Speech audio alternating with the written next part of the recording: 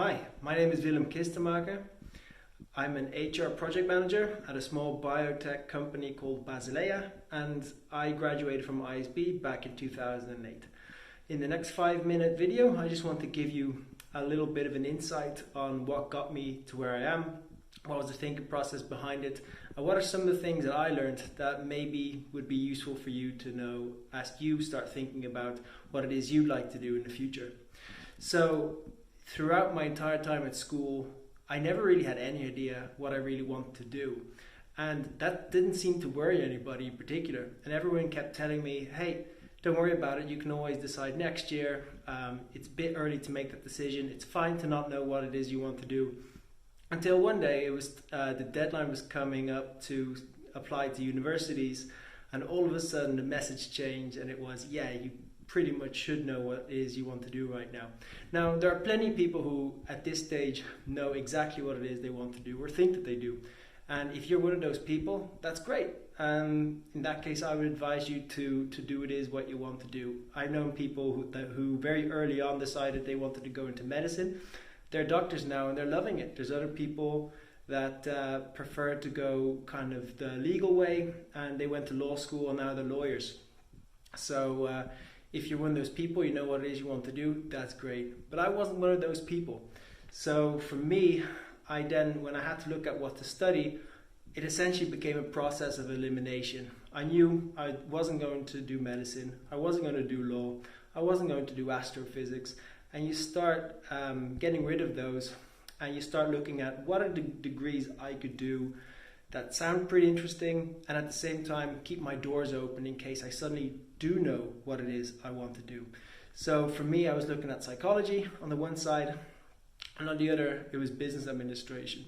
So in the end I studied international business administration at the Erasmus University in Rotterdam, which was great. And after that I still wasn't entirely sure what I wanted to do, even though there was a lot of people that over the course of that degree suddenly realized what it was they wanted to do. Again, I wasn't one of those.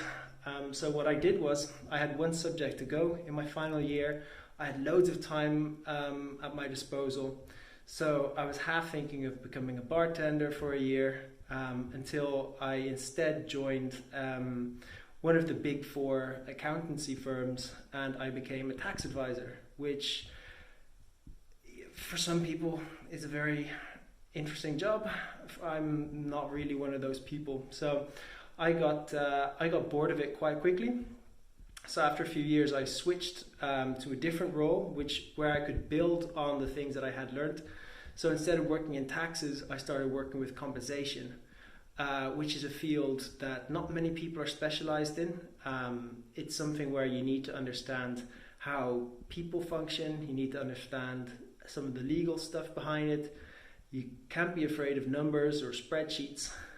So I went into compensation at a company called Panalpina, where I was dealing with executive remuneration. I was coming up with different share plans. I was involved in setting pay levels for people across the world. So that was interesting. And then after a few years, I got asked to join a smaller biotech into a more broad role, and I became an HR project manager. So as an HR project manager, I still do the things that I did back in my old job as well. So still quite some compensation stuff, but I'm also involved in other things.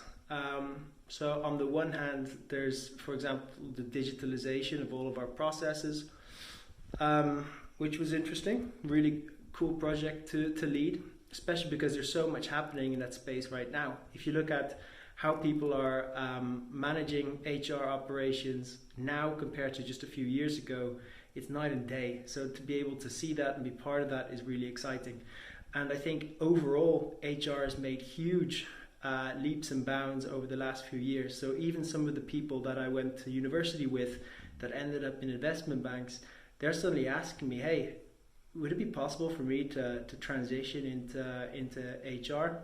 Because even the term HR started to become outdated. People use the term people, for example, or people ops, depending on the industry that you're in.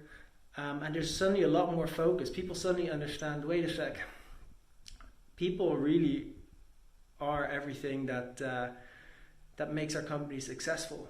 So it's down to this team to make sure that we recruit the right people, that these people are happy, that these people are in a good position to grow, to work together. And the question is, what's the best way to do that? So how do you find the best people? How do you make sure they want to work for you? How do you know that they want to stay for you? How do you measure their performance? There's a lot you can do. So I think it's a great field to be in. I'd recommend it to anybody that really has a passion for business and partially in psychology. If you don't know what to do, so you decide you might as well try HR, the more admin-y roles are slowly but surely all being automated. And instead, what's left is our roles for people that are creative, can come up with solutions, are not afraid to come up with new ideas, speak to people across the business that understand what the company is doing and what they can do in their role to achieve those objectives.